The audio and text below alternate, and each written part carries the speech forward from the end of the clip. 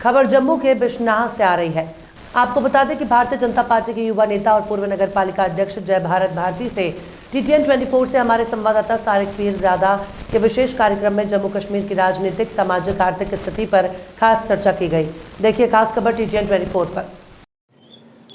बहुत बहुत शुक्रिया हमारे साथ ज्वाइन करने के लिए। फिर से हमारे प्रोग्राम खास मुलाकात में हमारे एक युवा लीडर जिनसे हम आज बातचीत करेंगे। जैसे कि हमारा रोजमर्रा का प्रोग्राम चल रहा है सियासी समाजी गुफ्तगू पर, आज के हमारे जो मेहमान है वो भारती जी है और इनसे हम बात करेंगे। तो सबसे पहले आपका वेलकम करते हैं और आज के प्रोग्राम में आपका यहाँ आने का मकसद, यहाँ बुलाने का मकसद, यहाँ पर मदु करने का मकसद यही है कि किस तरह से जम्मू कश्मीर के युवा जो है बेरोजगार होते जा रहे हैं, नशों में पड़ते जा रहे हैं। क्या कुछ कहना चाहेंगे उनके लिए आप? पहला तो मैं धन्यवाद करता हूं आपका। ये कहना चाहता हूं कि जो जम्मू कश्मीर के हालात हैं, कहीं ना कहीं हमें घर से शुरुआत करनी चाहिए, क्योंकि जब हम घर से शुरुआत नहीं करेंगे तो फिर वो मोहल्ला, वो टाउन, वो शहर और फिर पूरी स्टेट, ऐसे ही ये समाज खराब होता जा रहा है। क्यों ना हम अपने घर से शुरुआत करें, बच्चों को देखें, जो नौजवान पीढ़ी है उनके लिए कुछ अच्छा करें, खेलों के लिए कुछ करें, पढ़ाई के लिए कुछ करें। और ये जो बच्चे को दबाना, जब कोई पेरेंट्स उन पे कोई चीज़ थोप देता है कि आपको ये करना ही करना है, आपको ये बनना ही बनना है, सबसे पहले माता पिता को देखना चाहिए कि बच्चे की इच्छा क्या है।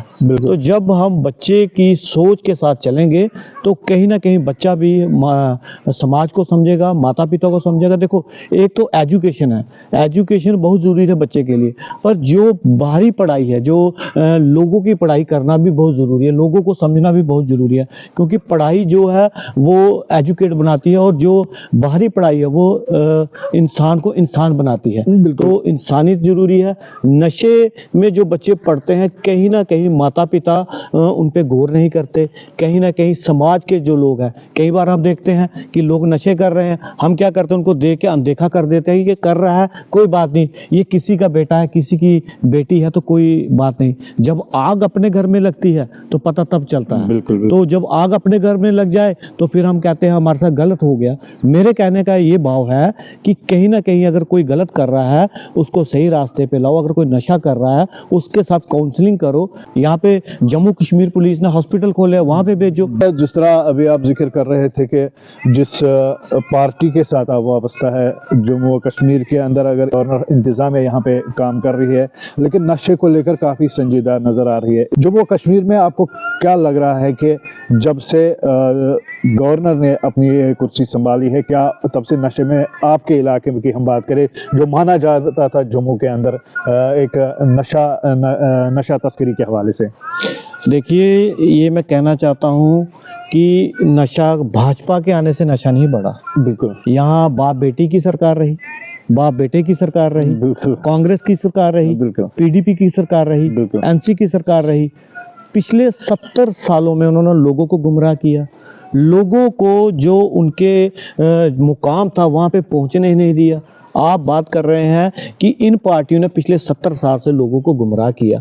आज अगर युवा कहीं पीछे है, आज अगर यहाँ जम्मू कश्मीर में डेवलपमेंट नहीं, तो कहीं ना कहीं इनका जो हाथ है बहुत ज़्यादा है। देखिए, ये बात करते हैं कि अभी बताइए कि जब से भाजपा की सरकार आई, यहाँ गवर्नर राज लगा है, कई डेवलपमेंट के काम हुए हैं। देखो, ITI हमें मिला, IIM मिला, एम्स मिला, रोड डेवलपमेंट देखिए। 2014 के बाद जब किसी गरीब परिवार में बेटी पैदा होती थी तो वो सोचता था उसकी पढ़ाई कैसे की जाए, उसकी शादी कैसे की जाए, उसका आगे फ्यूचर क्या है। देखिए, मोदी जी ने ये भी स्कीम निकाली, जब किसी के घर बेटी पैदा होती है तो तब भी उसके लिए स्कीम है, जब बच्ची पढ़ती है तब भी उसके लिए स्कीम है, जब उसकी शादी होती है तो तब भी उसके लिए स्कीम है।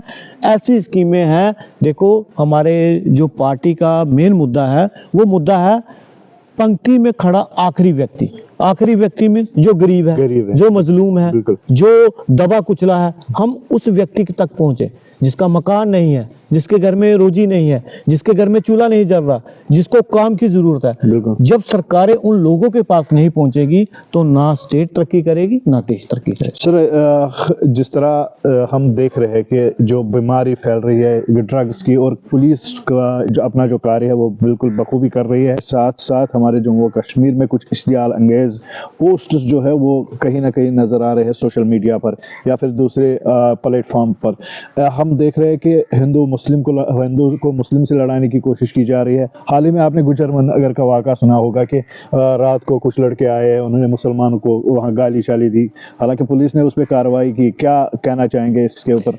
देखिए, जो देश है, भारत देश है, ये खाली हिंदुओं का नहीं है, ये मुस्लिम का भी है, सिख का भी है, ईसाई का भी है, जैन का भी है, बुद्धिस्ट का भी है। जब 1947 में लड़ाई हुई तो ये सभी जो धर्म के लोग हैं, इन्होंने इकट्ठा लड़ाई की। आप देखिए, जब फांसी पे बिस्मिल्लाह खान झूले, भगत सिंह झूले, उधम सिंह झूले, तो ये तो अलग अलग कौमों के, तो देश तो एक था भारत। पर आज जो लोग सोशल मीडिया पे गुमराह कर रहे हैं, मैं देखता हूँ यहाँ पे कई फर्जी पत्रकार, मैं फर्जी पत्रकारों की बात कर रहा हूँ, वो देश को लड़ाने की बात करते हैं। अब बहुत ही जल्दी यहाँ राम मंदिर बन रहा है, पर किसी ने ये नहीं बताया उसके साथ मस्जिद भी बन रही है। अभी जब राम मंदिर, जहाँ पे राम मंदिर बन रहा है, हमारे हिंदू भाई, मुस्लिम भाई, सिख भाई, ईसाई भाई सब हमारे साथ है। हम वादा करते हैं कि अगर मस्जिद बनेगी, जिस तरह राम भगवान का हमने प्रचार किया, उनका एक सुनामी आई, इसी तरह जब हमारी मस्जिद बनेगी हम वहां पे भी जाएंगे और अल्लाहू अकबर के नारे लगाएंगे। इसमें दो राय नहीं है। क्यों ना हमारी लड़ाई गरीबी से क्यों नहीं है, हमारी लड़ाई भुखमरी से क्यों नहीं है, हमारी लड़ाई उस गरीब व्यक्ति को आगे लाने की क्यों नहीं है, जो गरीब व्यक्ति घर पे बैठा है, जिसकी बच्चियां पढ़ नहीं रही, जिसके बेटे नशे में पड़े हैं। हमारी लड़ाई गरीबी से होनी चाहिए, भुखमरी से होनी चाहिए, ना कि जातिवाद से होनी चाहिए। ये कुछ सोशल मीडिया पे कुछ चंद, मैं यहाँ पे एलजी मनोहर सिन्हा जी से एक दरख्वास्त करूंगा कि जो सोशल मीडिया पे, जो गलत सोशल मीडिया पे पोर्टल चला रहे हैं, लोगों को लड़ा रहे हैं, उन पे भी सख्त कार्रवाई होनी चाहिए। भारती जी, एक आखिरी सवाल करना चाहूँगा मैं आपके इलाके के हवाले से।